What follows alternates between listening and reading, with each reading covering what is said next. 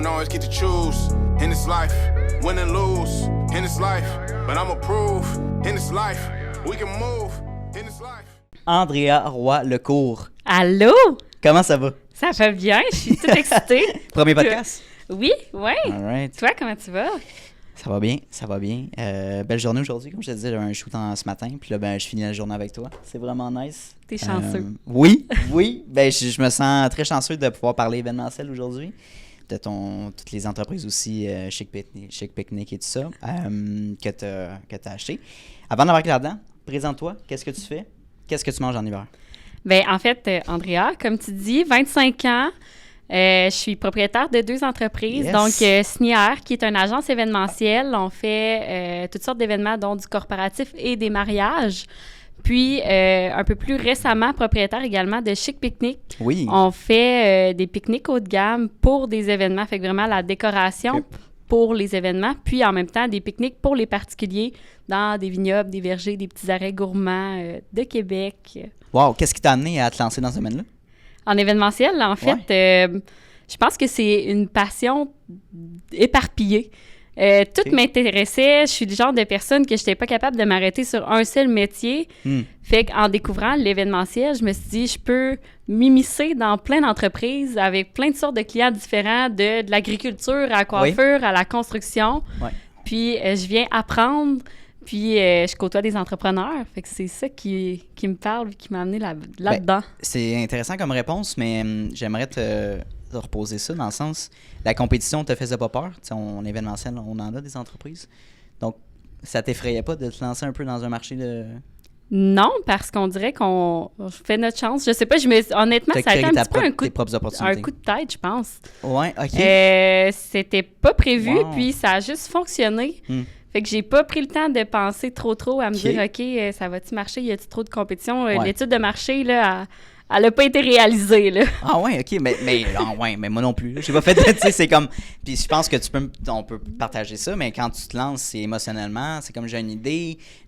C'est rare que ton plan d'affaires est établi dès le début. T'sais. En tout cas, pour notre première entreprise, notre premier projet, on se lance, on fait nos essais-erreurs, on apprend de même, puis on s'améliore. T'sais. Fait que, je sais pas, toi, ça a été quoi l'expérience quand tu t'es lancé? Là? Bien, en fait, moi, mon parcours était un petit peu décidé, si on peut dire. J'étais un petit élève modèle à l'école et tout ça. Ouais. J'étais beaucoup impliquée, fait que j'ai déjà commencé à toucher à l'événementiel en étant dans les comités étudiants, les comités des événements, tout ça. Mais moi, c'était clair que je m'en allais en médecine. J'avais ma bourse. Médecine, wow. Ouais, j'avais ma bourse de McGill au secondaire pour dire OK, on t'accueille, viens-t'en avec nous. Puis il y a ça, je sais pas si vous avez ça dans les écoles ici, mais il y a des semaines aux entreprendre. Là, tu parles au secondaire? Au secondaire, oui. Moi, j'avais pas ça. Ben, il y avait les journées carrière. Oui, c'est le même principe. OK, ouais. Nous, on avait eu... Écoute, j'étais à l'école à Thetford Mines, fait que dans le fin fond du bois, mais on avait eu Geneviève Evrel puis Nicolas Duvernois qui étaient venus nous parler. C'est vraiment le fun. Oui. Fait qu'une journée, on les a, ils viennent nous parler de leur entreprise, tout ça. Puis moi, le déclic s'est fait. J'ai fait comme, là, c'est ça. En quelle année? En secondaire 4. Quand même, early, oui. Oui. Puis, tu sais, juste avant de faire ton choix de chimie physique pour l'année d'après, là, moi, je les ai vus, puis c'était la première fois que je rencontrais des entrepreneurs, puis j'ai dit, c'est ça. C'est eux. C'est ta vision. C'est ce que je suis, c'est ce que je veux faire. Ça m'a vraiment allumée. C'est cool. Okay. Fait que je l'ai pas dit à mes parents, mais j'ai pas choisi chimie physique, j'ai choisi entrepreneuriat pour mon secondaire 5, puis je me suis dit, je m'en vais là-dedans. T'as touché la question des parents. Ça a été quoi la perception? Quand tu t'enlignais vers la médecine, puis tu te disais, écoute, c'est pas fait pour moi, je m'en vais en entrepreneuriat. C'est comme, entrepreneuriat? En tout cas, je te laisse développer là-dessus. Ouais, ben écoute, c'était un peu pas caché de la bonne manière, dans le sens où ma mère était... Ah, on est content pour toi! Okay. Fake smile un peu, là? Ouais, ben tu sais, c'était comme, t'es sûr? Qu'est-ce que tu vas faire, là? Tu sais, t'en vas d'un avenir assuré dans un domaine où est-ce que tu sais que tu vas avoir de la job, tu vas avoir bien gagné ta vie. Je pense qu'elle essayait d'être supportive puis de me dire hey, vis tes rêves, ma fille, mais en même temps, il y avait beaucoup de peur. Sous-entendu, là. Oui, puis tu sais, j'étais dans une belle école où est-ce que, en fait, moi, j'étais allée là par la bourse.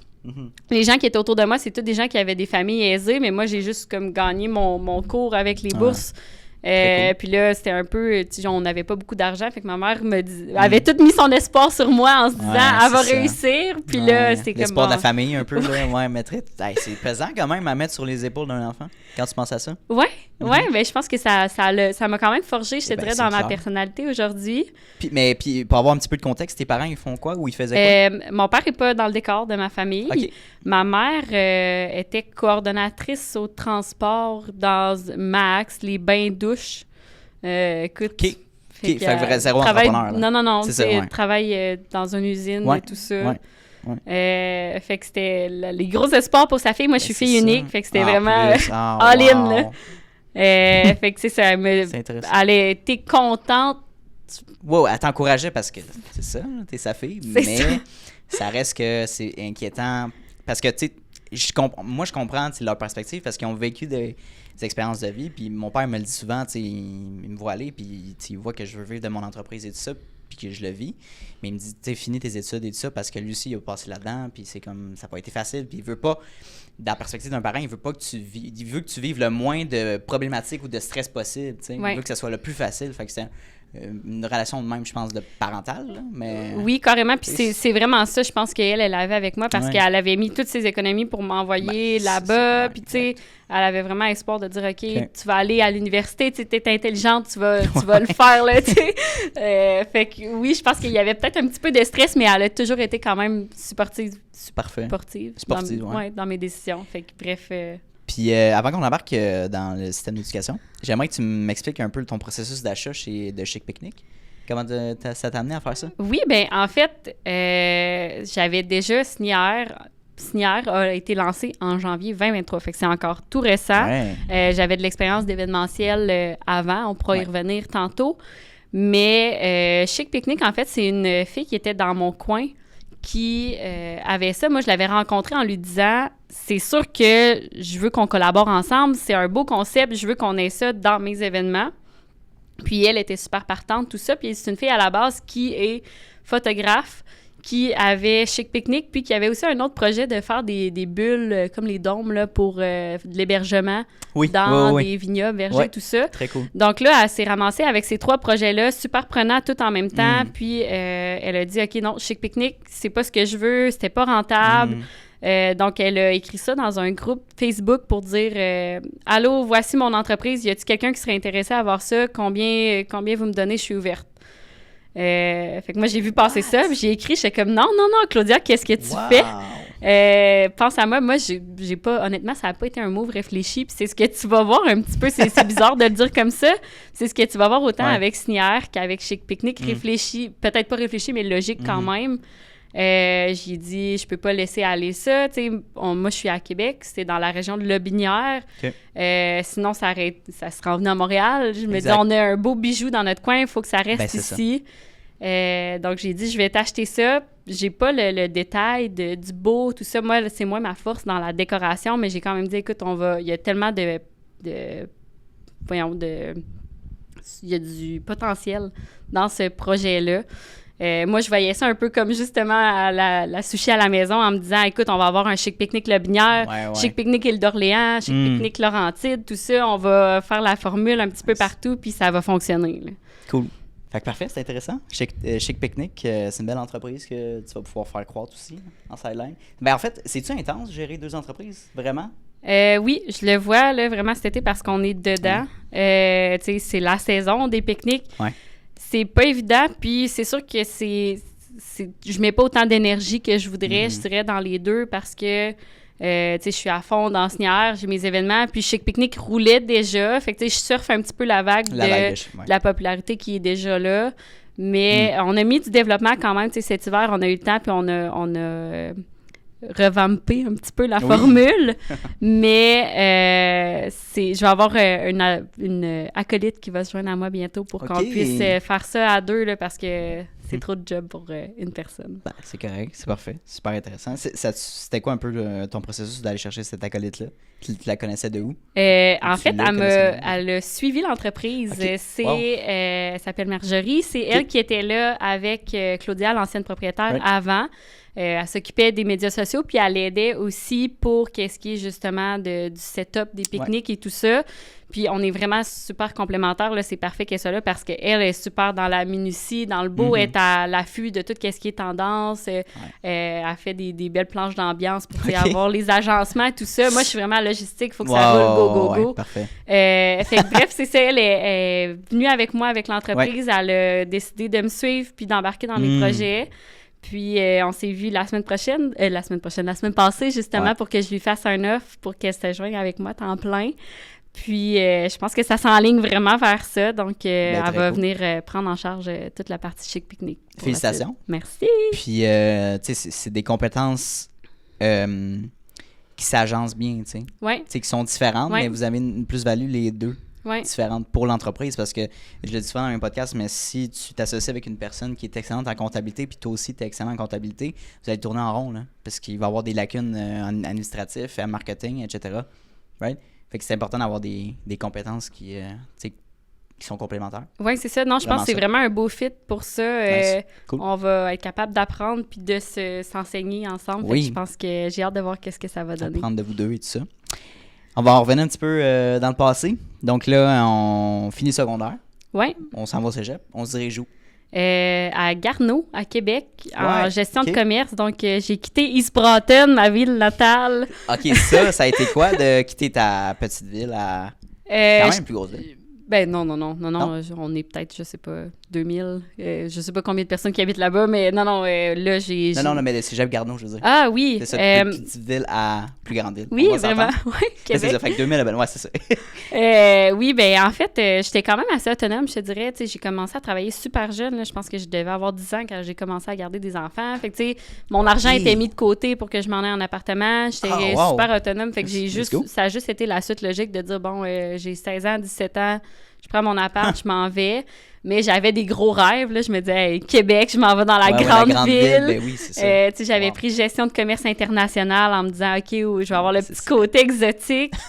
Quand même, j'ai eu un petit peu une claque d'en face, je dirais, en rentrant au cégep. Oui, parce que moi, je suis arrivée là puis je me suis dit, OK, ils vont m'apprendre à être la meilleure. J'ai tout le temps eu un peu cette optique-là dans ma tête. Il faut que je sois la meilleure partout où est-ce que je vais. Je dois exceller, je dois être bonne.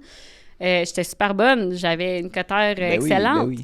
Mais à l'école, j'ai pas appris à comment être la meilleure gestionnaire. Puis on dirait que ça m'a fait la peine de voir que les professeurs, aussi bons soient-ils, c'était pas des gens qui avaient eu des business, c'est pas des gens qui savaient c'était quoi la réalité. Ils m'ont appris les fondements de où est-ce que ça vient une business, c'est quoi le marketing, mais pas comment tu te démarques dans le marché d'aujourd'hui, puis tout ça. Fait que j'ai comme été déçue.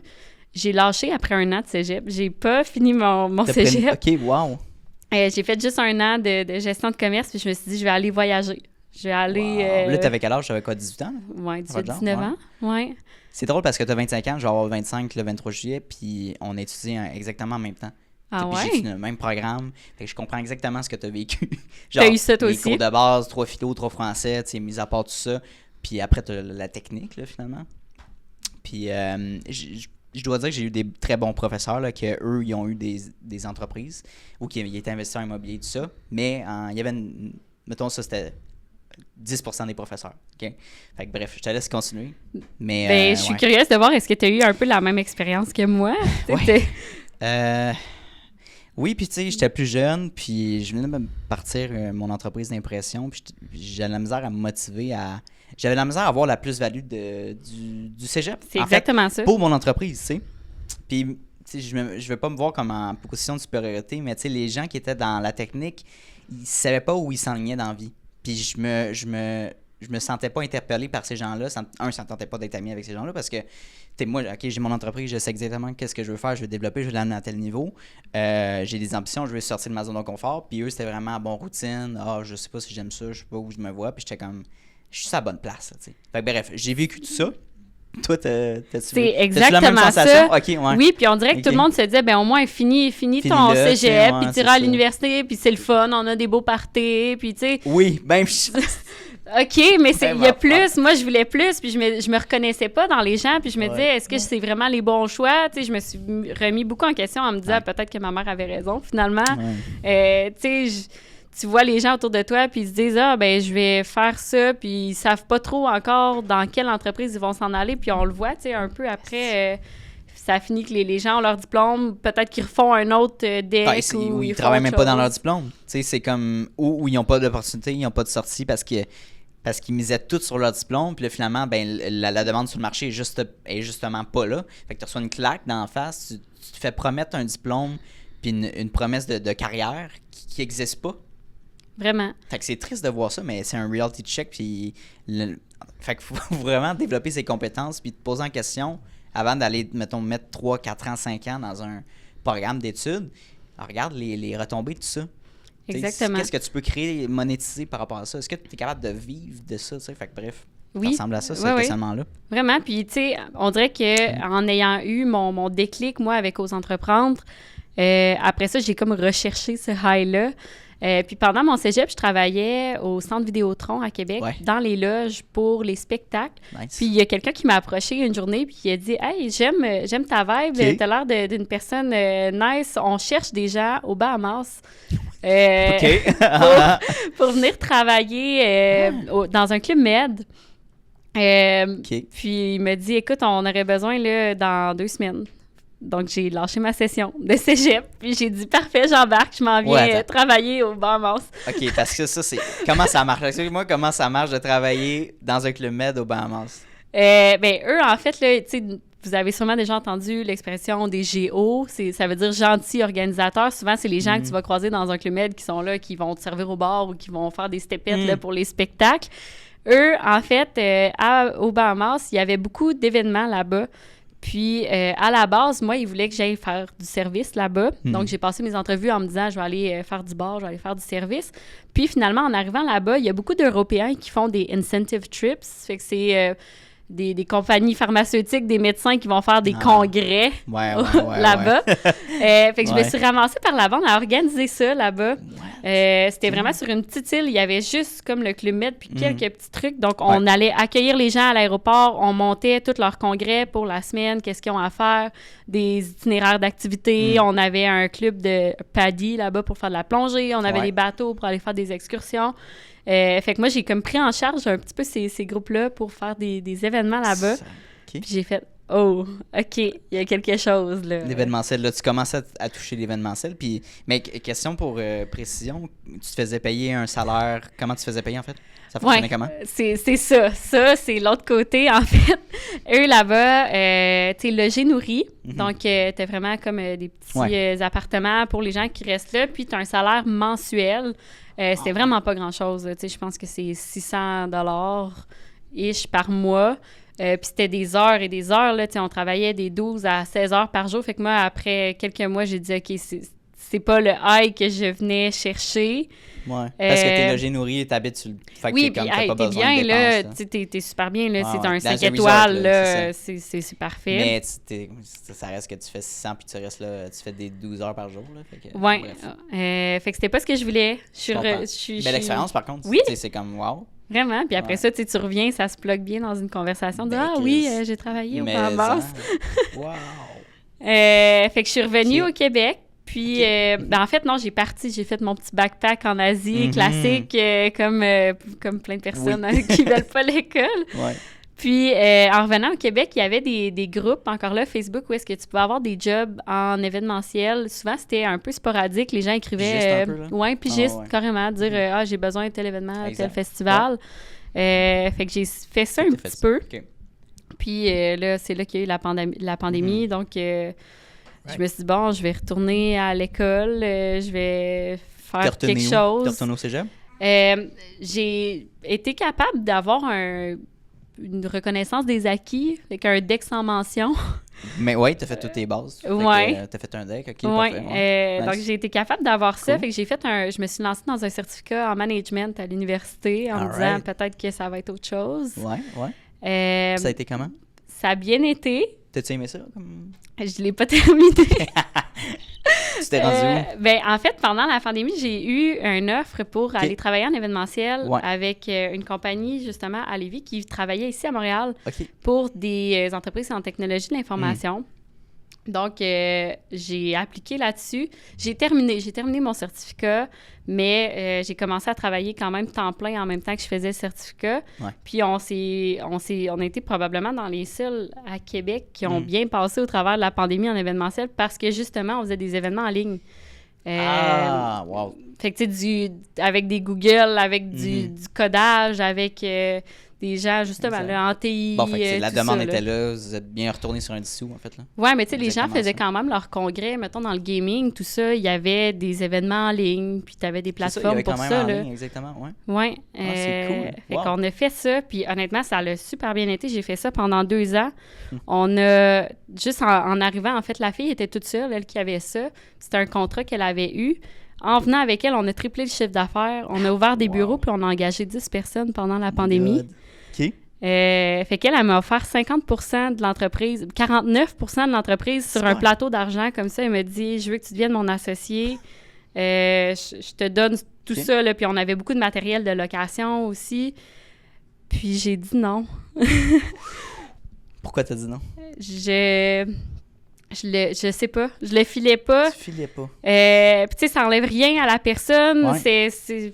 C'était-tu trop impromptu? C'était-tu trop comme sur le coup? Non, parce que ça m'a pris, je pense, un bon 6 mois avant de dire officiellement, écoute, je refuse. Mais je le sentais pas. Je suis une fille d'émotion. Puis tu t'es écouté, t'as dit, c'est un fit pour moi? Ouais. Ça l'est pas. Ouais, puis je sais pas, on dirait que je me suis dit, ça sera jamais à moi. Mm-hmm. C'est pas mon nom, 50-50. c'est pas moi qui l'ai monté, c'est pas... J'aurai jamais le dernier mot, ou tu sais, je vais jamais sentir que c'est moi qui ai le droit de prendre les décisions. Non, parce que... Ouais, non, je comprends, 100%. Fait que j'ai refusé. Wow. Puis... Il y en a beaucoup qui auraient accepté pour le gain financier. C'est beaucoup, là. T'es là, t'as 22 ans, là, puis tu te fais offrir... T'as un plateau d'argent, là. C'est des 6 chiffres plus, là. Hein? Fait que là, tu te dis, ouais, je me suis mis maison, là. Hein? T'aurais pu tu dire, t'es donné hey, ça, c'est là. fou, là. Mais fait que dans ta tête, tu t'es fait... C'est quoi Qu'est-ce qui s'est passé dans le sens, genre, j'ai tellement une vision long terme, j'ai tellement d'ambition que je me vois pas, que je pourrais créer une entreprise. Ben, J'ai je suis juste allée au capacités. sentiment, puis je sais pas, on dirait que j'étais pas certaine, puis on dirait que je me suis dit, tant qu'à avoir autant de doutes, il y a quelque chose de plus qui m'attend, c'est ce que je me disais. Peut-être tu t'es dit ça, mais OK, là, j'ai reçu cette offre-là, imagine ce que je peux faire juste on my own, tu sais. Aussi, Right? puis... C'est quand même incroyable. Tu sais, on avait quand même ce gros client-là dans les technologies qui était comme une association qui nous permettait... Ouais. Hey, j'ai serré plein de mains de gens super hot. Puis on dirait que j'avais de la misère à me dire vraiment, hey, Andrea, tu vas-tu passer à côté de ça? Tu vas-tu refuser ça? Mais c'était une seule personne. Puis comme je t'ai dit, moi, qu'est-ce qui me parle, c'est l'humain un petit peu, de voir 100%. plein de gens différents. Je voulais pas avoir comme un client. Je voulais avoir plein de gens. Oui, puis t'es à la merci de ce client-là. Là. Oui, j'étais employée, en fait, là. Ben, t'étais exactement ça. C'était tes patrons. Puis c'est plate à dire, mais tu sais, c'est un peu quelque chose que tu dois vivre en tant qu'entrepreneur. Notre pire scénario de vie, c'est d'avoir le 9 à 5 que tout le monde recherche puis que tout le monde veut. Fait que tu te dis, écoute, si ma business fonctionne pas, le pire qui peut arriver, c'est que je vais faire comme tout le monde. Oui, ben je pense c'est un avantage, ça. Oui. Clairement. Ouais. Parce que dans le pire des cas, je vais aller me chercher une job en marketing. Pour vrai, là. Oui. T'sais, vraiment, ça va mal, là. Au pire, j'allais me pogner une sideline. Oui. Puis je vais être aussi content. Ça, c'est ton pire, je vais être imagine-tu? performant au pire dans l'entreprise. Mais il y en a beaucoup, c'est des gens qui sont pognés avec leur travail, leur job, parce qu'ils ont des factures à payer, ils ont des responsabilités, puis ils sont pognés là, puis comme on dirait qu'ils trouvent pas de solution, right? Mais c'est parce que je pense qu'on a l'avantage d'être entrepreneur, de développer des compétences externes, d'autres compétences, des notions qui vont pouvoir amener une plus-value sur le marché. Donc, genre, oui, on est capable de faire ça, on est capable de faire ça, on est capable de faire ça, pas rien qu'une chose précisément. C'est varier toutes les offres dans différents paniers. Oui. Fait que moi, je le vois de même. Puis c'est un petit peu ce que tu me disais aussi un petit peu avant qu'on commence le podcast. En n'ayant pas un parcours avec une formation pure et dure en marketing, quand tu as la curiosité d'apprendre ça pour toi-même, ça va te servir dans plein de domaines. T'es pas obligé. Tu pourrais être employé n'importe où demain matin parce que tu apprendrais, mais en même temps, en étant entrepreneur, toutes les portes sont ouvertes à toi. Là. Clairement. Ben clairement. Puis tu sais, c'est comme ça aussi que j'ai pu développer le studio. Parce que Vraiment. j'ai rencontré Maud. Puis, tu sais, pas que j'ai créé un peu ma propre chance, mais oui, en fait, là, tu sais, moi, je le vois de même.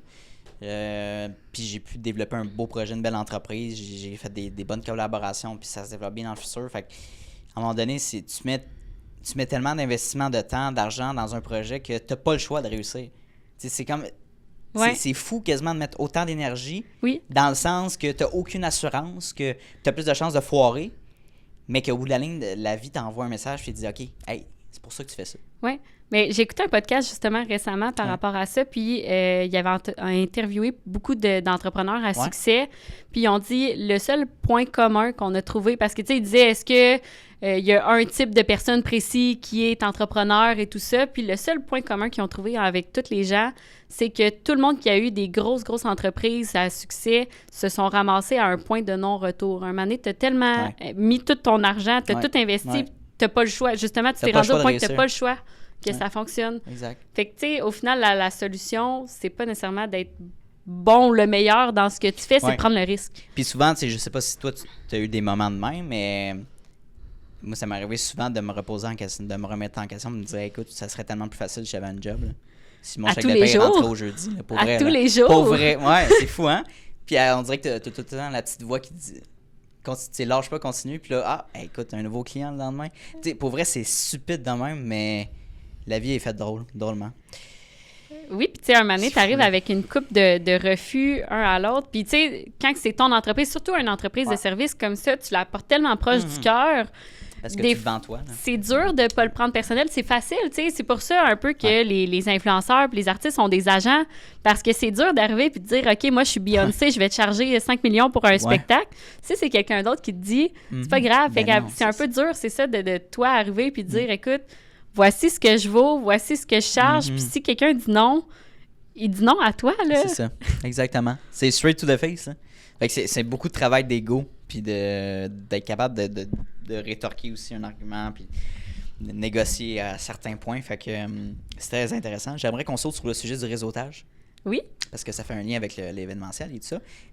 On se fait souvent dire quand on se lance en affaires par des parents, par n'importe qui, des gens, « Hey, tu devrais faire du réseautage. Tu devrais aller shaker des mains, donner des cartes d'affaires. Hein? Oublie pas d'imprimer tes cartes d'affaires. » Puis de faire le plus d'activités de réseautage possible pour maximiser ton output et avoir des clients. T'sais. Fait que avant que j'embarque sur moi ce que j'en pense, toi, qu'est-ce que tu en penses de ça? C'est un couteau à deux tranchants. Je veux pas te dire j'aime pas ça le réseautage. J'aime ça. Je suis pas quelqu'un qui a un gros cercle de base. C'est mon personnage de fille en événement et d'extravertie, j'ai pas le choix. Puis j'aime ça, jaser, j'aime l'humain, j'ai une curiosité. Mais on dirait que ma curiosité n'est pas nourrie nécessairement tout le temps dans du réseautage parce que j'ai eu trop souvent des fois où est-ce que j'arrive pour me présenter à quelqu'un, on se serre la main, « Allô, moi c'est Andrea, je suis propriétaire d'une entreprise en événement. » Le monde, ils font comme « Ah », puis ils se revirent, puis ils vont parler à d'autres gens. Je suis comme « Oh! » Ouch! Puis, ça t'a ben vécu oui, puis tu sais, des fois, là, j'ai une fois en tête, honnêtement, puis c'est avec un client, ben pas un client, un fournisseur, en fait, à qui... que j'avais engagé une dizaine de fois dans l'année pour des événements.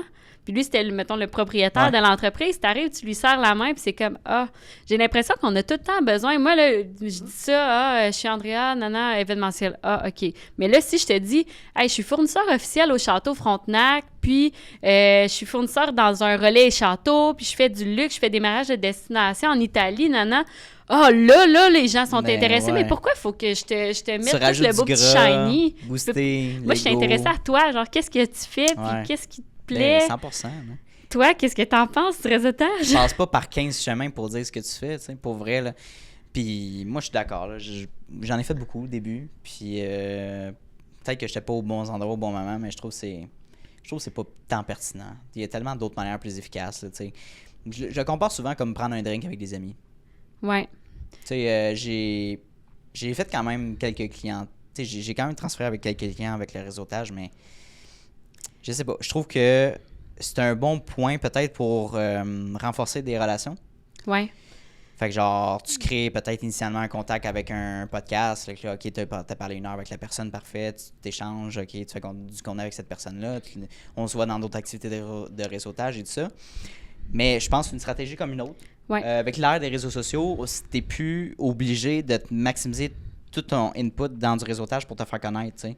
Faire connaître tes services. Tu as tellement d'autres moyens visuels de te faire connaître puis de te faire apprécier. Fait que Mais moi, il faut que tu entretiennes puis il faut que tu investisses. Tu sais, souvent, c'est les ça. activités de réseautage dans des chambres de commerce, ça va coûter cher.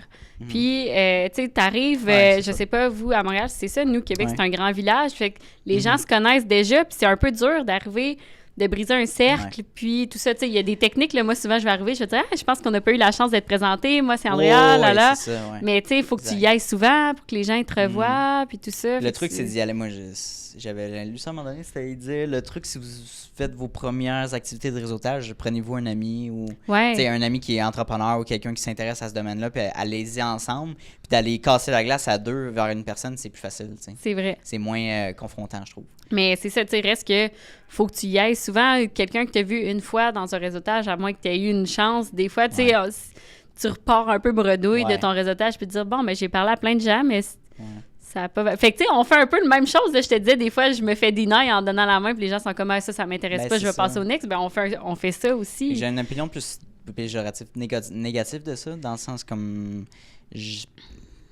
Il y a beaucoup de gens, la mentalité aussi, c'est d'aller serrer le plus de mains possible. Fait que, tu sais, passer 5 minutes pour chaque personne, puis après, je m'en vais. Mais c'est comme... Oui, puis quand tu es solopreneur ou, tu sais, quand tu es niché, autant, mettons, niché, moi, avec l'événementiel, que toi, en marketing, de dire que tout le monde fait ça, du marketing, c'est dur parce que tu arrives dans des réseautages. De un, tu as déjà une grosse majorité des gens qui viennent de firmes d'avocats, de comptabilité, de banque.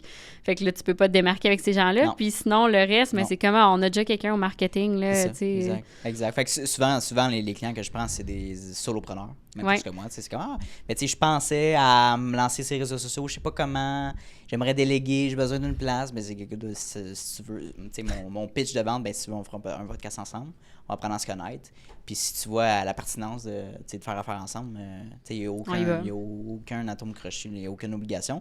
Fait que, ouais, c'est une bonne manière d'apprendre à faire une première connexion, comme n'importe quelle autre. Puis moi, je le vois un peu de la perspective, tu vas passer un 5 à 7, tu vas avoir du fun avec des gens. Au pire, tu fais pas de clients, mais tu t'en vas rencontrer, faire agrandir ton réseau de contacts. Puis comme, moi, je pense que c'est mieux de faire ça que de rien faire, rendu là. Puis, mais voilà. Tu sais, puis oui, de le voir comme un 5 à 7, tu sais, c'est parfait, puis c'est ça, faut pas se faire trop d'attentes, mais c'est quand même quelque chose où est-ce que nous, on voit aussi du côté événementiel qu'on a de la difficulté, les 5 à 7, puis même moi, je le vois parce que, tu sais, en étant en événementiel, je me disais, je vais être invitée à plein d'événements avec des petites bouchées, je suis vraiment foodie, puis là, je me disais, hey, wow, tu sais, je vais aller dans des beaux hôtels, puis on se fait vraiment inviter dans ces trucs-là, mais de l'autre côté de la médaille, nous, on le voit, la communauté d'affaires puis les jeunes en affaires sont tellement, tellement sollicités qu'on n'est plus capable d'avoir des gens. Tu sais, tu vas arriver, tu vas faire une soirée, tu vas dire, on vous donne l'alcool, on vous donne des bouchées, on vous attirer les gens. Tirer des prix, puis les gens veulent pas y aller. Puis même moi, je le vois des fois, tu sais, t'as des semaines en, mettons, juin, mai, là, on se fait inviter beaucoup. T'en as 5 dans une semaine, je me dis, crime, autant là que ça peut être la meilleure place, là, j'aimerais mieux être à la maison en pyjama. Fait que c'est dur d'attirer les gens. Très bon, ça, parce que moi, je suis une personne beaucoup plus introvertie. Mais mettons que j'ai une batterie sociale. Ouais. Puis ma batterie sociale, elle va s'épuiser assez rapidement. Si je le file pas, puis j'y vais pas. Ouais. Ça me tenterait pas de me forcer puis d'aller créer une fake face puis genre de sourire quand j'ai mon énergie à zéro puis j'ai le goût d'aller en pyjama regarder Netflix. Oublie ça, je vais aller chez nous. Ça paraît dans nos Mais faces, je veux pas me sentir obligé. C'est ça, exactement. T'sais, si ça me tente, j'ai l'énergie. Let's go, ça va être insane. Mais si ça me tente pas, oublie ça, t'as aucune chance de me... Fait que c'est de s'écouter. Puis je pense que les jeunes, justement, sont de notre génération. Les Gen Z sont plus, hey, ça me tente pas. Ouais. J'irai pas parce que mon boss veut que j'y aille, mettons. T'sais, par obligation. Fait que, Oui, puis c'est quelque chose que, tu sais, on veut pas nécessairement avoir à expliquer dans le sens que, tu sais, tu peux être une super bonne personne, puis quand ta batterie sociale, elle se draine, ça va paraître dans ta face. C'est ça. Puis les gens vont te voir, voyons, ça va-tu? Puis c'est comme, non, je suis pas une moins bonne personne, puis je t'aime pas moins, c'est juste ça. que je suis épuisé. Ouais. On a toute notre semaine dans le corps, comme on a toutes des routines. Fait qu'il faut pas se sentir mal de dire non. Tu sais, tu dis, si je dis non, c'est comme à dire, si je dis non à un contrat, j'ai moins d'argent qui rentre. Ouais, mais... Est-ce que tu as besoin de dire non puis de prendre un break, tu sais? C'est drôle, puis j'en parlais, moi, cette semaine avec des fournisseurs, justement, pendant un mariage, puis on se disait dire non. Quand on commence, surtout quand tu es solopreneur, c'est dur de refuser un client puis de dire... Tu sais, des fois, c'est de la belle argent, là, puis tu te dis, Colin... Surtout quand c'est ton seul gagne-pain. C'est ça. c'est dur de dire non, mais mon Dieu, que des fois, ça vaut la peine. Là. T'as besoin. T'en as qui tirent du jus, puis t'en as que tu le vois, tu sais, tu dois faire des rencontres exploratoires, toi, au début, un petit peu. Oui.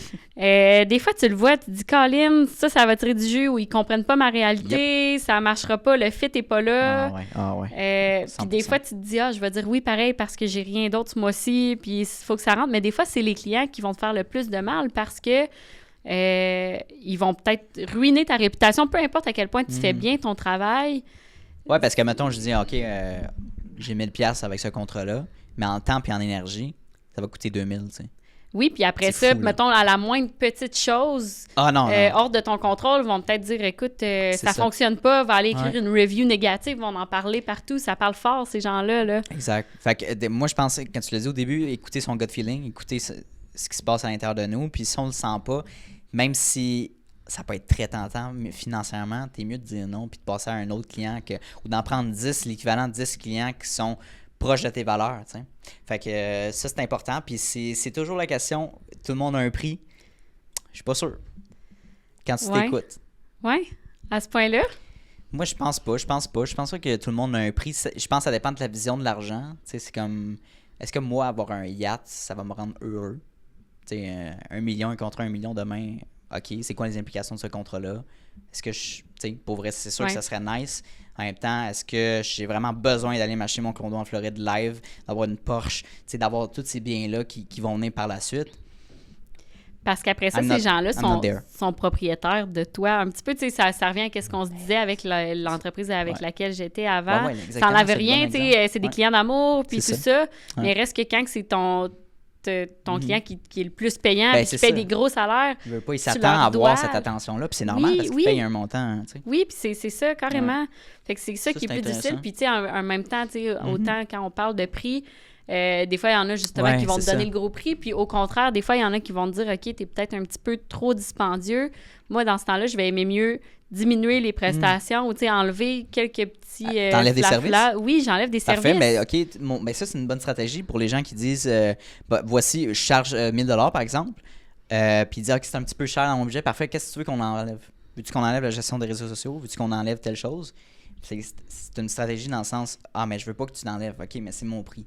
Ouais. Si tu veux, il n'y a pas de problème, on va t'en enlever. Fait que ça se fait pas. Oui, puis il y a une limite à ça aussi. Un moment donné, on va pas dire, écoute, on va tout t'enlever pour qu'il reste rien, puis après ça, c'est les gens qui vont dire, ton service est pas bon, là. Fait que, tu sais, des fois, moi, c'est là où est-ce que je vais aimer mieux rentrer en scène puis dire, oui, effectivement, notre service est cher, puis c'est correct de le fronter puis de le dire au client. OK, ouais, oui, puis des fois, il y en a qui vont arriver et ils vont dire, j'ai eu moins cher ailleurs. Oui, effectivement, tu vas avoir des compétiteurs qui vont être moins chers 100%. Que notre service. Nous, on charge un petit peu plus cher parce qu'on veut prendre le temps d'investir dans de la formation.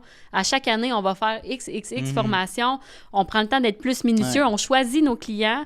On en a moins, mais parce qu'on veut vous chouchouter. Ça vous revient, ça. Fait que tu dis ça comme ça, le client, il peut pas dire si c'est ce qu'il veut, tant mieux, c'est ce qu'il va avoir. S'il veut un prix, ben pas de problème. Il y a des compétiteurs pour ça. Puis c'est correct, chacun son prix aussi. Là. Non, mais selon moi, si ton client potentiel cherche le prix, ben on ne fera pas affaire ensemble. Moi, je veux que ce soit un client qui veut travailler avec moi parce qu'il a vu ce que j'ai fait sur les réseaux sociaux. Oui. En tout cas, moi, c'est ma perception. Mes meilleurs clients, ça a été cette relation-là.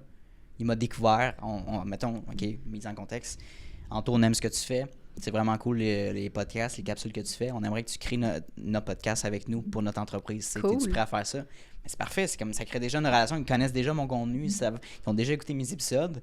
C'est comme, wow, là c'est nice, ça donne le goût de travailler avec toi, puis de créer des beaux projets ensemble. Oui, puis tu sais, je pense que je le ressens dans comment tu parles, puis juste à se voir depuis tantôt. Quand tu fais une job de passion, quand tu aimes ce que tu fais, tu veux du monde qui vont être dans ce principe-là. C'est pas juste transactionnel. Tu veux pas faire ta job, te lever le matin puis être comme bon, faut que je fasse ça. C'est comme tu tripes, puis tu veux que tes clients trippent avec toi, puis tu les amènes là-dedans, puis à un moment donné, ça fait de l'inertie, puis ça te fait une boule de bonheur. Là. Moi, j'aime ça appeler ça comme ça. Oui, c'est ça, exactement. Vraiment. En tout cas, dans nos domaines, puis toi aussi, tu es passionné quand tu présentes ton entreprise, puis quand on se lève le matin, c'est pas une corvée. T'sais, moi, je mets mon réveil à 5h du matin. Je me lève straight pipe, là, pour vrai. Là. Puis je suis content de me lever parce que j'ai le fun. Puis même si ma journée va être demandante en énergie, ça va être hyper cool de faire des shootings. T'sais, moi, je me dis, Anto, tu réalises-tu que tu as réussi à monétiser ta passion? Genre, Vraiment. t'es rendu à un point que tu peux dire, je suis capable de subvenir grâce à ma passion. C'est incroyable. Je pense qu'on est rendu là, nous-mêmes, avec une gang de gens de Québec, Montréal, à travers le Québec. On s'appelle les complices. On est une dizaine de filles en événementiel qui aiment justement ce qu'on fait, puis on se pitch de la job, tu sais. Tu vas avoir, mettons, la fille de Montréal qui va être meilleure pour des festivals. T'en as une à Québec qui va être plus dans du gastronomique. L'autre qui va être plus, justement, décor. Une qui va être dans stratégie. Puis on n'a pas peur de s'envoyer de la business à la place. L'événementiel, on est connu pour être un petit peu à la cote. Puis quel fournisseur va pas te donner le plus de cotes ou de voyages ou peu importe pour que tu les choisisses? Bien, nous, au contraire, je pense qu'on est en train de flipper ça puis de dire, écoute, on est tout du monde de passion. On travaille ensemble pour le fun. On se partage, on se fait une retraite une fois par année, on se partage nos documents. Dire, hey, toi, comment tu montes ça, ton budget, puis ton échéancier de projet, puis tout ça. Puis je pense que ça crée juste du bon partout autour quand tu fonctionnes comme ça. Bien, il y a le terme qui existe, que compétition. Oui. Tu sais, parce que les gens, souvent en affaires, vont penser que on est tous des sharks. Tout le monde se compétitionne avec leur prix. Mais de plus en plus, il y a cette mentalité-là de travailler puis de dire, écoute, moi, je suis niché dans ça. J'ai un client qui m'approche, je suis pas à l'aise, je te le renvoie parce que je sais que tu es meilleur que moi, tu sais. On va essayer de s'échanger des contrats de même. Je trouve ça tellement le fun. Comme de dire que tout le monde a des opportunités, qu'on peut développer des beaux projets de même. Là. C'est juste à l'avantage de tout le monde, en fait. Vraiment. Cool. J'aimerais qu'on parle de ton chum. De ton chum, puis 25 ans, on arrive à cette question-là, mi-vingtaine. Enfant, ça ressemble à quoi? Oui.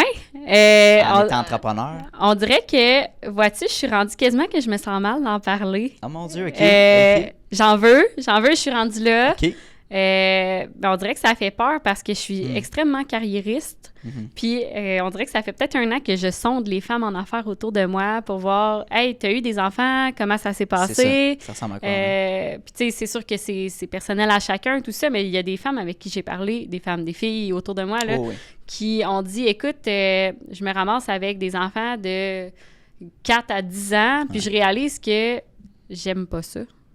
Puis, hey, Attends, qui réalise qu'il n'aime pas ça.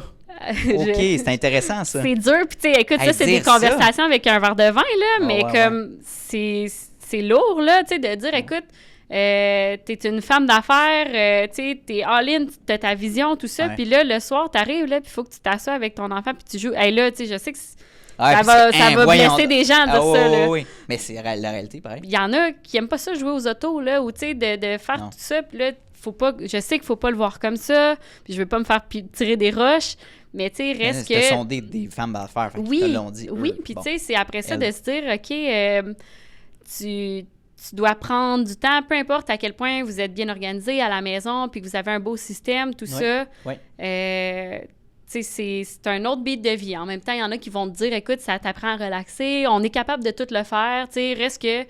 Ils disent souvent, si tu veux faire quelque chose, demande à quelqu'un d'occuper, mais c'est un peu le même principe avec des enfants, de dire... Mais ça, c'est un autre niveau, on s'entend, là. Les enfants, c'est c'est une autre entreprise, là. Oui, carrément. 100%. Fait que, tu sais, nous, on l'approche un petit peu différemment, puis c'est une des conversations que j'ai souvent avec mon chum ces temps-ci, parce que lui aussi, tu sais, il est carriériste dans le sens qu'il a un super bon travail, il a un super bon salaire. Ouais. Il est super papa, lui, il va être papa dans l'âme. Moi, je suis blindée. Je sais que comme j'ai l'homme pour s'occuper des enfants, tout ça, mais j'y parle un peu de mes peurs. Puis j'ai dit, écoute, tout d'un coup, que j'aime pas ça. J'en veux, j'ai l'appel, j'aime ça, j'en veux des enfants, j'aime vraiment ça. Ouais. Tout d'un coup, qu'il y a des moments, je me dis, Colin, j'aimerais mieux... je sais pas, tu sais, c'est normal, c'est des peurs de femmes et tout ça. Mais lui, tu sais, il est vraiment paternel, tout ça. Puis il est comme, écoute, je vais lâcher ma job puis je vais être papa à la maison. Wow! C'est très intéressant comme concept, puis genre, de plus en plus, c'est... Parce que la pensée traditionnelle, il faut que ça soit la maman. Fait que, puis j'imagine aussi, toi, ta perspective, c'est genre, faut-tu que je délaisse mon travail pour l'enfant, tu sais? Ben, on dirait que je suis comme à un crossroad de me dire, est-ce que ma vie, je veux-tu être maman à la maison, puis faire mon sourdough, puis faire des pâtes pour mon homme, puis m'occuper des enfants? Faire sa boîte à lunch. Oui. Ou est-ce que je veux être la boss bitch, tout ça, parce que, tu sais, on glorifie ça, mais en fait, est-ce que j'aime ça? C'est deux extrêmes, puis les deux me parle, tu sais, mais lui, c'est ça, il dit, écoute, je suis prêt à rester à la maison, puis à...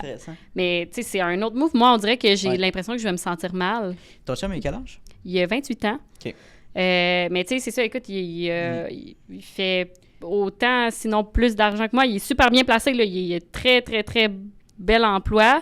Puis lui, il se dit, écoute, c'est pas grave. Puis de toute façon, tu sais, ces temps-ci, il y en a beaucoup qui se disent c'est quasiment l'option la plus avantageuse parce que t'as pas de garderie, puis tout est compliqué. C'est sûr. Mais tu sais, là, après ça, moi, je pense que... Aussi, oui, t'sais. oui, mais... Oui. Mais c'est ça, écoute, c'est le monde à l'envers, là. Tu sais, les deux, c'est vraiment intéressant que tu dises ça parce que c'est rare que les hommes ont des gros égos. Fait que de dire, écoute, moi, je suis prêt à... C'est le fun de voir ça, que la nouvelle génération pense différemment. Puis c'est vraiment une collaboration, c'est une équipe. Quand tu regardes les anciennes générations, nos parents, nos grands-parents et tout ça, c'était ailleurs, là. C'est quoi je voulais dire par rapport à ça, Colin? C'est un bon sujet.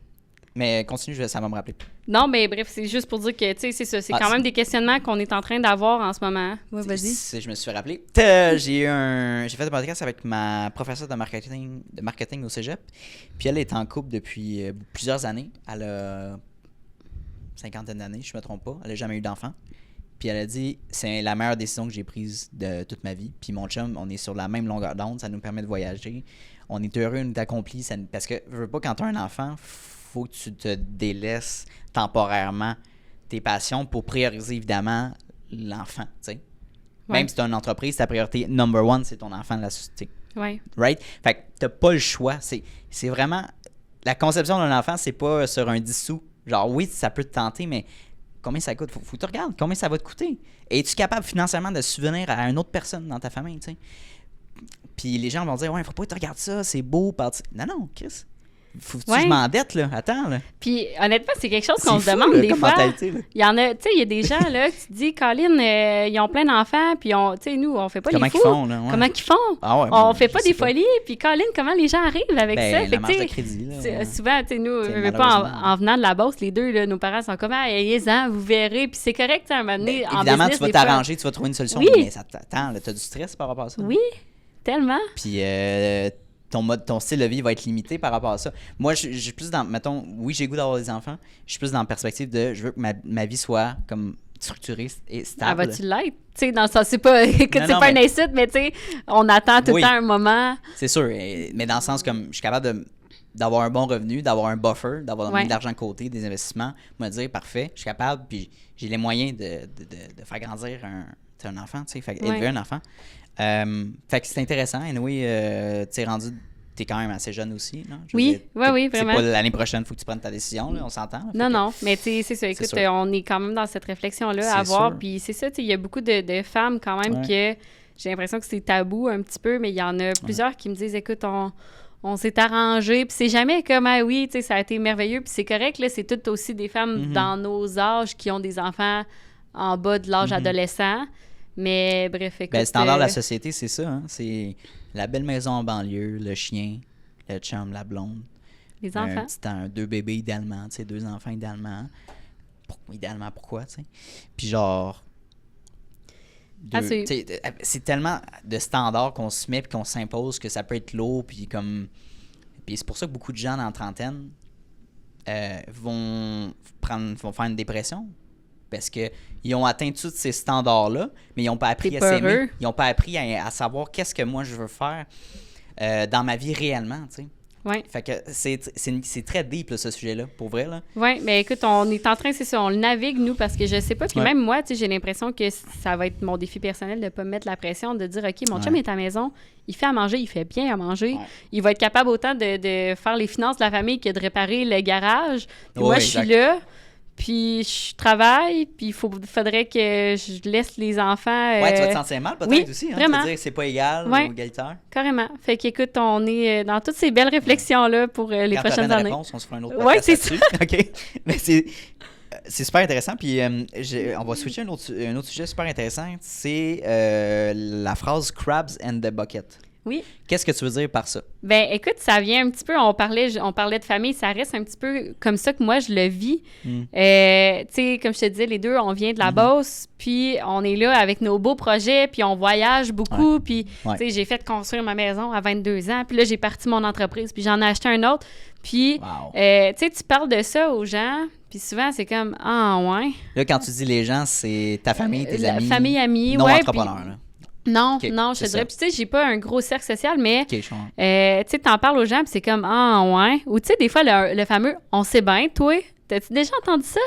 On sait bien toi, puis souvent les gens vont dire, mettons, t'as ta maison, tu vas avoir un chum riche, tu sais. Ouais. Souvent. Ou, tu sais, t'es chanceuse. Oui. Ou, tu sais, c'est Ça, on correct qu'on a l'entend fait souvent. notre chance. Ça, on l'entend souvent. Mais c'est ça, clair. nous, on a souvent le fameux « on sait bien », tu sais, c'est comme, mettons, on ça a veut pris dire quoi, des ça, belles on sait bien, vacances, tu ou, tu sais, l'entreprise Ouais. nous a permis d'avoir, je sais pas, tu sais, on a eu une visite d'un hôtel gratuite parce qu'on allait visiter pour un événement. Ouais. Puis là, c'est comme, on sait bien, toi, t'as tout le temps tout, puis tout ça, puis c'est... Ah, ouais. Des fois, on annonce des trucs aux gens, dire « Hey, j'ai acheté chez Picnic. » Ah, ouais.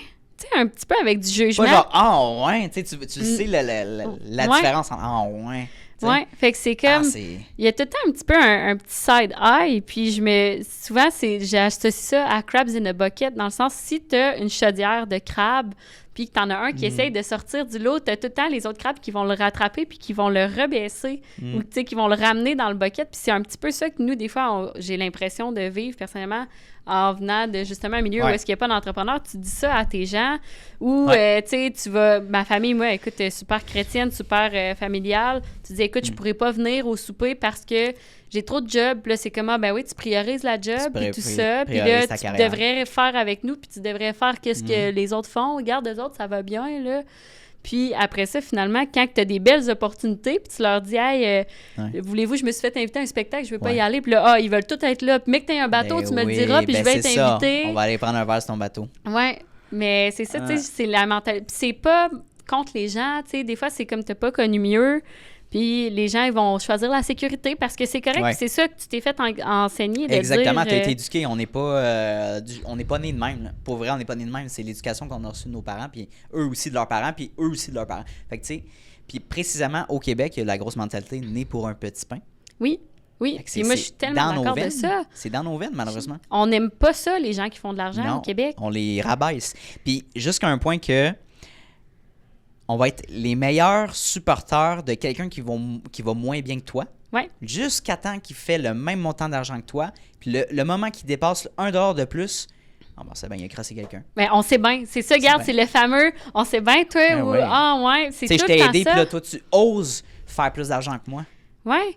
Puis c'est ça, tu sais, des fois, c'est là où est-ce que les gens sont beaucoup dans la comparaison, de dire, voyons, c'est quoi qu'elle a plus de moi. Puis tu sais, moi, je l'ai vu justement avec Chic Picnic cette année. Depuis le début de cette année, j'ai réinvesti beaucoup de mes économies personnelles pour flipper la formule en événementiel puis la représenter à nos clients.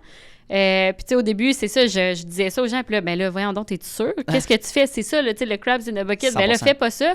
Mais ça, dans des placements, la situation économique est pas bonne. Tu sais, tu devrais pas faire ça, prends pas de risque. Mais là, finalement, j'ai fait ça, j'ai lancé, puis ça va donc bien. Hey, là, tu vas-tu m'inviter? Puis tu pourrais-tu, tu sais, faire... on a plein de beaux événements à venir, puis c'est comme, tu peux-tu me donner un billet gratuit?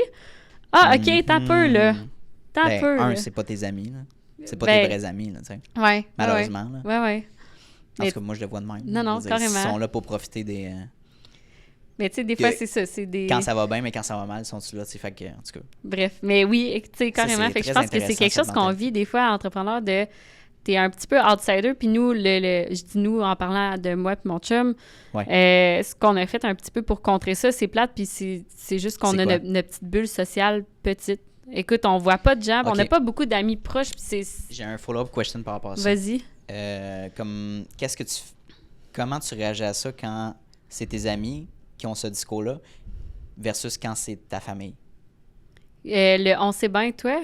Mais moi, écoute, c'est que c'est plate. J'ai jamais adressé ça avec ma famille. Fait que s'ils écoutent le podcast, allô? Mais ça me gruge beaucoup de jus, moi, d'aller dans ma famille. Je les adore. Je les adore. On est super proches. On a vraiment des belles relations. Mais je vais choisir les occasions de descendre en Beauce pour aller dans des soupers et tout ça. Parce que ma batterie sociale, justement, quand j'ai eu une grosse semaine... tu sais, c'est des conversations des fois où est-ce qu'on n'a pas le même mindset. Moi, j'aime ça parler de projet, puis j'aime ça voir plus loin versus niveau, des gens. Puis là, t'as-tu vu Ginette, la voisine? Parler de politique. Es-tu satisfait de ton véhicule? Oui. Tu sais, c'est pas... puis t'as toujours genre mon oncle Antoine ou ma tante Ghislaine qui va dire... En tout cas, qui va dire, moi, j'ai essayé de partir, d'investir en immobilier, par exemple. Ça n'a pas marché, fait que toi, ça marchera pas, tu sais. Ouais. Avec un petit peu d'alcool, ça aide aussi, là. Fait que... Mais... Je comprends tellement. Mais c'est difficile peut-être de dire, hey, genre, je viendrai pas. Parce que la famille, c'est ça. C'est genre, t'as comme pas le choix. Tu te sens obligé. Même si c'est des gens que t'aimes pas nécessairement. Oui, genre. tout le temps. Ça, Fait que, tu sais, c'est ça. Puis, Ouais. on se parle à chaque semaine, c'est correct, on va se FaceTimer, tout ça. Ouais. Mais je garde ma bulle Ben plus ouais. serrée pour moi, justement pour être alignée avec mes projets, puis ce que je veux. 100%. Puis c'est le même principe. Quelqu'un qui va dire, écoute, je stick à ma diète ou je vais au gym. Je l'ai dit drôle, diète, là, mais... Non, mais c'est vrai. tu sais, tu Ouais, dis, écoute, je vais pas aller au bar à soir. C'est le même principe. Les gens, tu sais, au 100%. cégep, là, je vais pas aller au bar, je vais aller au gym, puis c'est ce que je Ouais. fais. Les gens, ouais, On va mais dire, ouais, mais, oui. mais là, les gens vont dire, mais pourquoi tu profites pas de ta jeunesse? Puis là, finalement, tu vas Pourquoi être pas? super cut, tu vas être beau, tu vas être shapé, puis là, on sait bien, toi, ben oui, c'est ça, c'est ce que je veux C'est vrai, dire. toi, s'il a pris des suppléments. C'est ça, My God. ouais. Écoute, là, je fais juste un petit revol. On a parlé beaucoup de choses. Est-ce que c'est correct? OK. Il y a un sujet qui est très intéressant que tu m'as parlé tantôt brièvement. Tu voyages beaucoup avec ton chum? Ouais. Puis ce qui te permet aussi de faire ça, c'est le credit card hacking. Oui, Parle-moi de c'est quoi, en fait, puis comment tu as pu appliquer ça pour voyager davantage. oui. Mais en fait, de un, les voyages, nous, c'est notre seul moyen d'avoir des congés parce que c'est drôle, les gens nous disent souvent la joke que vous autres, vos dates, ça doit être dans des soirées réseautage parce que on travaille Ouais, c'est vraiment beaucoup. Ouais. On revient à la maison le soir, on travaille, on se lève tôt, on travaille, on C'est travaille ça. la fin de semaine, on travaille tout le temps. Wow. Fait que quand on a des congés, dès qu'on a 4 jours, on part. Puis tu travailles pas quand tu voyages? Non. C'est-tu difficile? Non. OK, vas-y.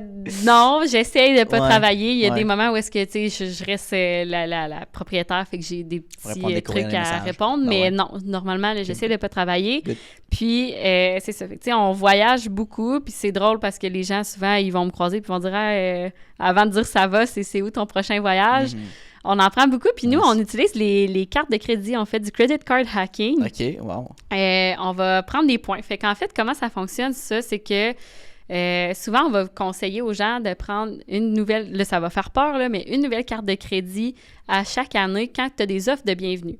Fait que moi, j'aime bien, je suis fan de American Express parce que c'est pas accepté partout, mais on a les meilleures offres de points. Fait que c'est des points qui peuvent être utilisés pour booker des voyages, pour booker des hôtels Quand tu et tout signes ça. pour une nouvelle carte, c'est ça? Quand tu signes pour une Initialement- nouvelle carte, tu as des bonus de bienvenue, Ouais, mais sinon, ça va être à sens. chaque fois que tu utilises la carte, tu ramasses Je des comprends. points. Parfait. Fait que, tu sais, il y a ça avec Visa, il y a ça avec Ouais. Master, il y a ça avec plein. Ouais. Mais c'est ça, tu sais, avec Amex, souvent, c'est là où est-ce que ça va être le plus avantageux parce que des fois, oui, c'est des cartes qui vont coûter quelque chose, mettons un 150 $ par année, puis des fois, la première année, tu n'as pas à le payer, mais ça va te donner, par exemple, un 100 000 points de bonus à la signature. 100 000 points, c'est à peu près équivalent à 1 000 $ en dollars équivalence. Wow. Sauf que des fois, quand justement tu fais du credit card hacking, tu peux avoir un vol de Montréal à Qatar avec Qatar Airways en première classe pour 60 000 points, qui est l'équivalent de 600 $. Fait que nous, on va jouer beaucoup avec ça OK. pour les voyages. Fait que tu es capable d'aller chercher, accumuler cette dette-là pour que ça soit rentable avec tes points Oui, et non le exactement. contraire. OK. Tu sais, OK. là, mettons, si on continue sur le fait d'American Express, Ouais, ils ont mettons, la ouais. carte platine. Nous, c'est la OK. carte que j'ai en ce moment.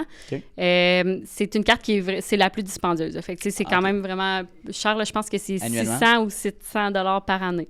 Par contre, juste en ayant la carte, là, je pense que c'est comme un 150 000. Fait que tu as 1 500 déjà là qui te donnent Qui est en remboursé. bonus de bienvenue. Là, qu'est-ce qui fait que. Comment tu accumules ces points-là? En faisant des Des achats à chaque fois? ça se met Je automatiquement. comprends. Parfait. Après ça, tu sais, Amex, moi, mettons, à Noël, il m'envoie tout le temps un petit cadeau. Tu vas avoir une petite boîte avec des produits de beauté. Tu as 200 $ de crédit de voyage. Tu as 200 $ dans un des 50 meilleurs restaurants au Ouais. Canada. Après ça, tu as souvent des offres. Là, fait que, tu sais, je viens de réserver un voyage à ma mère aux États-Unis. Puis je pense qu'elle avait un 500 $ de crédit avec United. Tu sais, tu as tout le temps plein de petites offres personnalisées comme ça. Tu as accès à toutes les lounges d'aéroport. Fait qu'à toutes les Ouais, fois ça, qu'on c'est le voyage, fun. Les ça, lounges ça qu'on vaut voit la peine. VIP, là. Ouais. Oui, parce que, tu sais, t'as ta nourriture, t'as de l'alcool gratuit. Partout où est-ce que tu vas, c'est niaiseux. Les gens, ils pensent pas ça. Des fois, ils vont dire, écoute, je vais booker un billet d'avion moins cher Ouais. pour sauver 50$. C'est ça. Ouais. Tu t'en vas à l'aéroport, tu dépenses 150$ de nourriture. Oui. C'est cher. Fait que, tu sais, juste ça vaut la peine. Puis, t'es membre Gold avec Marriott, avec Hilton, puis avec Hertz pour les locations d'auto. Fait que nous, avec Marriott, partout où est-ce qu'on va, souvent, on a une surprise dans la chambre. Ils nous upgrade Hey, aux c'est meilleures génial, chambres ça. possibles. On a les déjeuners, on a les clubs. Oh my God. Tu as des nuitées gratuites à chaque OK. année, tout ça. Fait que, tu sais, ça vaut vraiment la peine. L'année passée, on est allé au Vietnam 1 mois, puis dans le mois, on a payé juste 2 nuits, puis on était tout le temps dans des 4 ou 5 étoiles. Fait que, tu sais, ça vaut vraiment la peine. Ça vaut le coup, là. Puis, tu sais, il y a plein de cartes, là, tu sais, je dis celle-là, mais tu sais, c'est ça, tu as tout le temps Visa World, des Mastercard, tout ça. Puis pourquoi à chaque année? C'est parce que, là, écoute, je suis pas en finance, fait que je sais pas à quel point ça va affecter ton credit score, mais souvent, si tu peux être capable de, mettons, garder une carte peut-être 2 ans, mais tu peux en prendre une nouvelle pour la promotion de bienvenue, puis en annuler un autre. Fait que tu sais, t'es pas obligé de tout le temps les garder. Là, je sais que c'est pas bon d'avoir une carte que Ben, tu prends c'est puis que ça, ma t'annules, question là. par rapport à ça, c'est à quel point ça impacte ton dossier de crédit? Écoute, je suis peut-être pas la meilleure personne pour répondre à ça, par contre. Ben, tu veux dire, tu vois ta carte de Mais crédit, là, dans ce sens-là. j'ai une super très bonne carte Ok, de fait que crédit, c'est ça. là, tu sais, Right. ça n'a jamais affecté, puis Ok. tu sais, ça va, là, je pense que j'ai deux ou 3 cartes actives en ce moment, puis souvent, c'est là, quand tu es rendu plus loin dans ton credit card hacking, tu vas prendre les bonnes cartes pour les bons achats, fait que tu t'en as que ça va donner 10 fois les points sur les restaurants, Ben, tout ça. Fait que, tu sais, ouais. ça vaut vraiment la peine, là, autant, c'est ça, pour les vols que pour les hôtels. Puis, tu sais, des fois, mettons, nous, on regarde ces temps-ci aux Maldives pour notre prochain voyage. Puis avec Marriott, mettons, si tu y vas dans le temps de septembre, je pense que c'est des 260 000 points pour une semaine. Fait que, mettons, pour 2 personnes, nous, ça reviendrait à, je pense, 2600, fait que 1300 $ chaque Wow. pour une semaine aux Maldives. Mais tu sais, c'est des Ça- nuitées qui valent 5000 Ben, la c'est nuit, là. C'est incroyable. Fait que ça vaut vraiment la peine de regarder De ça. regarder ça, ouais. Aïe, Ouais. aïe, mais c'était méconnu comme sujet. Je savais pas que c'était Ouais, rentable de regarder de cette manière-là. souvent, c'est ça, les gens ils nous Ouais. disent « Ah, écoute, ben oui, on sait bien, vous autres, tu sais, vous voyagez beaucoup, mais c'est ce qu'on fait. Tu sais, on arrive, c'est ce que je te disais avant qu'on commence à filmer. Ouais. On arrive de Dubaï, on est allé dans un Raffles dans le Palm. Pour vrai, le gros luxe, là, j'ai jamais vécu du luxe extrême comme Ah ça. ouais, hein? Ça valait, on était comme dans le club VIP super, Oh, suprême, wow. je sais pas quoi.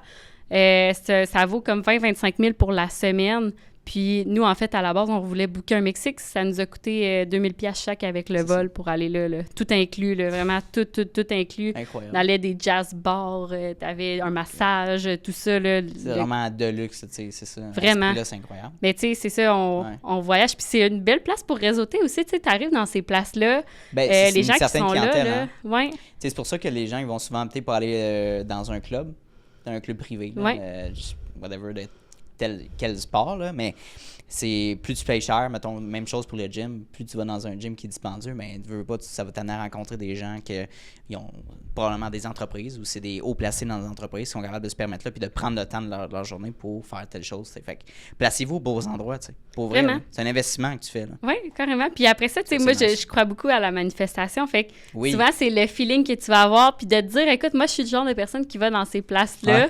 Ouais. Moi, c'est sûr que tu sais, j'ai la petite fille en dedans de moi qui capote puis qui est super contente. Mais reste que tu te dis, écoute, c'est le standard que je fais pour moi-même. C'est là Nice. que je vais, c'est ce que je veux. Puis, tu sais, moi, j'aime bien, j'avais déjà écouté justement un podcast, puis la personne disait, payez-vous-le une fois, mettons, le billet d'avion business ou first class, Ouais, là, faites-le une fois. ramassez d'expérience. votre argent, là, puis payez-vous-le une fois. Une fois que vous allez l'avoir vécu, vous n'allez pas vouloir back down, Non, vous allez c'est ça. trouver l'argent pour faire en sorte Exact. que vous allez tout le temps reprendre ça. Fait que c'est un peu Je comprends. ce qu'on se met pour nous-mêmes, là, les conditions, tout ça. là. Nice. Cool. Vraiment. On va finir sur un sujet. Qu'est-ce que t'en penses? Oui, ben oui, vas-y, je t'écoute. L'importance d'être aligné. Ouais. Veux-tu développer On là-dessus? est justement là-dedans de dire qu'est-ce qu'on manifeste pour Exactement. nous-mêmes et tout ça. Je suis allée faire un séjour intensif à l'école d'entrepreneurship Oui. de Beauce, à l'EB. Très cool. Puis, il nous parlait là-bas de l'alignement tête-cœur-trip. Puis, moi, c'est vraiment quelque chose qui me parle parce que, tu sais, on se disait tantôt, on est des gens passionnés, on prend des décisions avec qu'est-ce qui nous fait sentir bien, tout ça. Puis moi, je crois beaucoup à ça. En business, on dit des fois, il n'y a pas de place pour la passion, pour les émotions. Moi, je crois que oui. Ben oui. Mais quand tu prends une décision, c'est important d'avoir l'alignement. Tu sais, des décisions importantes pour ton entreprise. Tête cœur trip, ce que ça veut dire, c'est que dans ta tête, ça fait du sens. Tu y as réfléchi, l'idée semble bonne, les statistiques sont bons, tu es en contrôle, ça fait du sens. OK. Le cœur, ça te parle, tu es passionné, tu aimes ça, tu sais, Exact. Ça l'émotion. t'anime. Ouais. Puis trip, ben, c'est le gut feeling, c'est de dire que des fois, souvent, on va dire la petite voix dans notre tête, mais reste que C'est pas rationnel. ça t'attire, ça te prend, tu veux le faire, Ouais. tout ça. Fait que souvent, on va dire que c'est ça, l'alignement tête-cœur-trip. Wow. Puis, tu sais, on se parlait un petit peu tantôt, des fois, des stratégies pour prendre des décisions. Je t'ai parlé des chapeaux de Bono. Tant Oui. qu'à terminer, je te Ben, parlerai peut-être 100%. un petit peu de ça, parce que Qu'est-ce pas tout que le monde c'est? qui connaît ça. Puis là, écoute, je veux pas me tromper. Vous irez peut-être faire des recherches en ligne par rapport à ça, mais souvent, ça va être... je pense que c'est 7 chapeaux par lesquels tu peux passer ou que tu peux mettre toi-même pour prendre une décision. Chaque chapeau a une couleur, puis c'est vraiment des chapeaux que tu dois mettre pour passer plusieurs filtres à ta décision. Fait que tu vas avoir, au début, mettons le chapeau... Écoute, je vais peut-être me tromper dans les couleurs, là, mais je te dis environ qu'est-ce que ça ressemble. Là.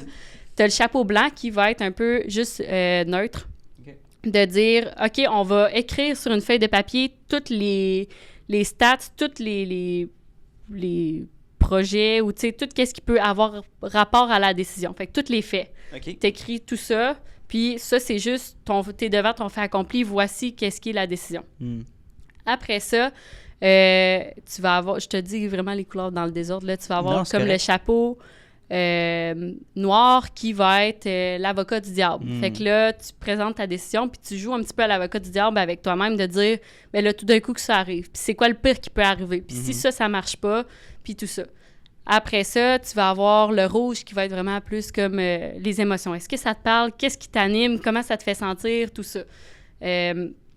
Après ça, tu vas avoir le vert qui va être créatif. Fait que là, tu vas parler de ta décision ou peu importe ton projet ou ton idée, qu'est-ce que tu as à faire. Okay. Le vert, ça va être de dire, si tu sors des sentiers battus, là, si on brainstorm, tout ce qui pourrait arriver, là, nomme-moi n'importe quoi, là, toutes les solutions, là, ouais, peu importe les situations qui peuvent arriver. Fait que tu vas avoir ça. Okay. Après ça, jaune, je pense que c'est le bonheur. Fait que là, c'est comme, est-ce que ça te parle, ça te rend heureux, tout ça. Puis après ça, je pense que le bleu, c'est juste de prendre comme une décision après, de dire, bon, ben avec tout ça, qu'est-ce qui fait du sens, qu'est-ce qui est juste comme la solution logique. Fait que bref, écoute, allez lire là-dessus, là, j'ai peut-être dit n'importe quoi, mais c'est juste des fois de voir sous plusieurs angles ta solution, puis réfléchir à tout ça. Oui, puis tu sais, moi, j'avais une question un peu qui fait une bonne tangente, comme t'es une personne assez occupée dans la vie, quand il y a des moments plus difficiles ou que tu ne files pas, comment tu fais pour te ressourcer? Je pense que je suis beaucoup dans de la méditation. OK. Fait que ça va être vraiment cool. Ça. Puis au gym, j'ai pas l'air de la fille qui est au gym, mais mentalement, je pense que ça fait du bien. Oui, à tous les matins là, au gym, quand je fais, mettons, mon jog, je vais écouter un TED Talk, tout ça. Puis on dirait que des fois, tu sais, ça te tente pas de te lever le matin pour aller au gym, c'est quelque chose qui est dur, mais après ça, à toutes les fois, là, on dirait que moi, c'est là que je fais ma vision d'entreprise, puis là, c'est là que je me remets, puis je suis comme, OK, tu sais, tu te sens bien, ça va. Parce que tu pars ta journée du bon pied tellement. Hein? À chaque fois, moi, je respecte mon engagement. Disons, je m'entraîne 5 fois semaine. À chaque fois, je le respecte, puis ça arrive. Des fois, là, je fais 4 fois, ma semaine est moins bonne ou moins fun. Mais quand ça coche à chaque jour, ça va tellement mieux dans ma semaine. C'est plus productif, je suis plus efficace, je suis plus heureux, il y a tellement d'ajouts. Là, c'est le God complexe du 5 a.m. Club, tu sais. Ouais, non, mais c'est... supérieur, tout le monde qui se lève le matin, t'es comme, il est 6 heures. Non, mais il est 6 heures, j'ai fait tellement de choses. Ouais. Pour vrai, là. Puis j'ai fait le test, je suis comme, OK, mais... mettons, je m'entraîne le soir, ça fait quoi? Mais je peux pas, mon énergie est pas là. Moi, faut que le matin, pas de stress. En tout cas, fait que T'as-tu des trucs, toi? Qu'est-ce que tu fais quand que... Toi, tu te lèves à quelle heure? Je me mets pas de cadran, mais 5h30 souvent. C'est sûr, mais c'est correct, je veux dire. Moi, je juge pas. Je veux dire, si toi, t'es un oiseau de nuit, puis tu me dis, moi, genre, jusqu'à 3h du matin, je suis hyper productif, mettons, la nuit, whatever, puis je dors en début de journée, ben c'est correct, là, je veux dire, il y en a des gens qui sont capables, puis ton horaire de travail le permet. Moi, j'ai essayé cette routine-là en ligne qu'il proposait, puis je me suis dit, je suis pas un lève-tôt de base, fait que je me suis forcé. J'étais quelqu'un qui se levait à 11h le matin. Ah ouais? Oh ouais, facile, puis je me couchais assez tard. Mais mes journées étaient très foireuses, j'étais pas nécessairement bien dans mon corps, fait que j'ai dit, qu'est-ce que je peux faire pour m'améliorer, être mieux, puis être plus performant dans mon entreprise, en ayant plus de mandats et tout ça. J'avais besoin de plus de temps dans ma journée, tu sais, right? Mais t'as-tu plus d'énergie, tu sais, tu dors-tu mieux? Je dors mieux, puis en fait, le fait de me lever à 5h me permet de me lever à 5h aussi. Ouais. Continuellement, tu sais, parce que tu développes une routine, tu développes une endurance, puis t'as tellement juste de bienfaits. Puis je pense aussi, c'est le fait de se lever. Tu sais, moi, j'ai ma marche. Ce qui est le fun, c'est que mon gym se fait à la marche de chez nous. genre 8 minutes le max. Là, puis à 6h30 le matin, mettons, je me lève à 5, je m'en vais au gym à 6h30. Il n'y a personne. Là. T'es vraiment, pour vrai, c'est vraiment le awesome. complexe, le gars de complexe le matin. Tu te dis, ouais, hey, puis on de petite marche en rue. Puis non, mais c'est comme t'es fier de toi, puis avec raison. Là, tu compares un peu, puis tu te dis, écoute, il y a presque personne qui le fait. Là. En ce moment, les gens dorment. Là. Ouais. Ah ouais. Fait que moi, je le vois de même, puis c'est comme, c'est du bienfait pour toi, tu t'entraînes, tu te mets en forme, mais oui, c'est physique, évidemment, mais c'est mental, tu sécrètes des bonnes énergies, puis voilà. Mais tu sais, c'est pas tout le temps évident, souvent, c'est ça, tu sais, t'as comme, mettons, t'as 5 trucs à choisir, tu vas avoir ton sommeil, ta santé physique, tu vas avoir tes amis, ta business, puis mettons, bien manger, ou ta famille, peu importe. Tu peux pas tout avoir, non, là. Ça coche, c'est dur, là. Faut tout le temps que t'en sacrifies 2. Tu sais, c'est le fameux triangle qu'on voit passer des fois sur les réseaux sociaux. C'est surtout une question de timing. On a souvent des saisons, des moments plus forts et tout ça. Mettons, je donne un exemple. J'ai un shooting à faire à 8h à Repentigny. Je vais pas me lever à 3h du matin. On s'entend. Fait que je vais me déplacer, je vais avoir une flexibilité, je vais le mettre plus tard dans ma journée, puis je vais me forcer à le faire, mon entraînement, pareil, même si je vais avoir moins d'énergie. T'sais. Mais les gens pense qu'en se forçant d'aller s'entraîner puis de dépenser de l'énergie en se levant plus tôt, c'est sûr que tu vas être plus épuisé. Mais le corps humain est fait bien que tu travailles tellement sur toi que ça te revient. Oui, c'est ce que je pense aussi. En énergie puis en temps puis en bienfait. Tu changes ta mentalité. Après, tu sais, moi, j'ai été longtemps à me dire, OK, si je veux m'entraîner le matin, moi, c'est là que je suis efficace. Fait que je me dis, OK, j'aurai pas le temps pour la business ou, tu sais, je vais être moins bonne. Mais finalement, non. Non, c'est ça. Tu prends 1 heure, mettons, 1 heure, mais... Si tu avais, parce que logiquement, tu disais, OK, j'ai 1 heure de plus pour mettre sur ma business. Non, mais oui, tu vas peut-être avoir 1 heure de plus, mais tu seras peut-être pas efficace que si tu avais pris 1 heure puis tu aurais été hyper focus dans l'heure suivante. Dans notre... Fait que moi, c'est vraiment ça. Puis c'est vraiment ce qui se passe. Fait que moi, c'est ma manière aussi de me ressourcer. L'entraînement, je te dirais que voir mes amis, je pense que ça faisait longtemps que j'ai pas pris de temps avec les autres. Autour de ma famille, je prenais pas du temps. La mentalité lone wolf, de me mettre dans sa bulle, puis tout ça, puis j'ai réalisé que c'était pas sain. Comme moi, j'étais un gars qui aime la nature, qui aime faire du kayak, qui aime faire du camping et tout ça. Fait que j'ai commencé plus à développer ça, puis de prendre un break, de revenir au travail après. C'est du bienfait pour moi aussi. Vraiment. Ça sera un sujet pour un autre podcast, mais la mentalité lone wolf, je trouve que c'est quelque chose qui vaut la peine d'être mentionné, ça, parce que souvent, les gars, vous êtes marketés à être dans cette mentalité-là. C'est les réseaux sociaux. Là. Pas tout le temps parfait. Surtout quand tu commences le gym, là, c'est comme welcome to the gym, let's go. Là. Ça commence de même, puis là, il faut que tu le mettes dans ta bulle. Mais c'est. En fait, en vieillissant, c'est que tu réalises que c'est pas de way. Il faut que ça soit collaboratif. Il faut que tu travailles avec les gens. Il y a personne qui peut dire qu'il a réussi tout seul. Oui. Il y a toujours au moins une personne qui t'a aidé à développer ton projet. Vraiment. Mais bref, il y aurait quelque chose à développer une prochaine fois là-dessus.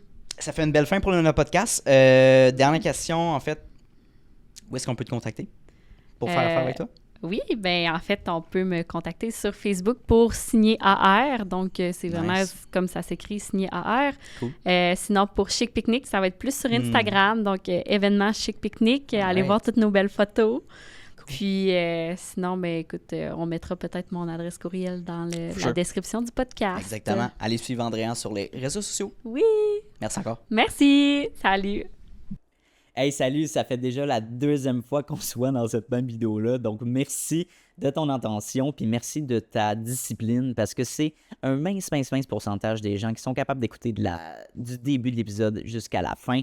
Donc, merci beaucoup de ta discipline. Ça démontre énormément de motivation de ta part et bien sûr d'un aspect important de l'entrepreneuriat que oui, la motivation, c'est important, mais la discipline, c'est encore plus important. Donc, merci de ton attention. La meilleure manière que tu peux me repayer pour ce podcast-là, vu qu'il est accessible à tous et gratuit, il va rester gratuit. Ça, c'est important. Notez-le à quelque part. Je tiens qu'il reste gratuit, accessible à tout le monde. En fait, c'est tout simplement de repartager le podcast dans des Instagram Stories, d'en parler avec tes amis, d'envoyer le lien à tes amis. Hey, Mathis, va donc écouter cet épisode-là, c'est super intéressant. Ça vaut de l'or, puis ça va me permettre d'aller faire croître le podcast à un niveau exponentiel. Donc, merci beaucoup pour ton aide et ton intérêt pour le podcast. Et bien sûr, on se revoit la semaine prochaine, dès jeudi midi, pour un nouvel épisode. Donc, bonne journée à toi.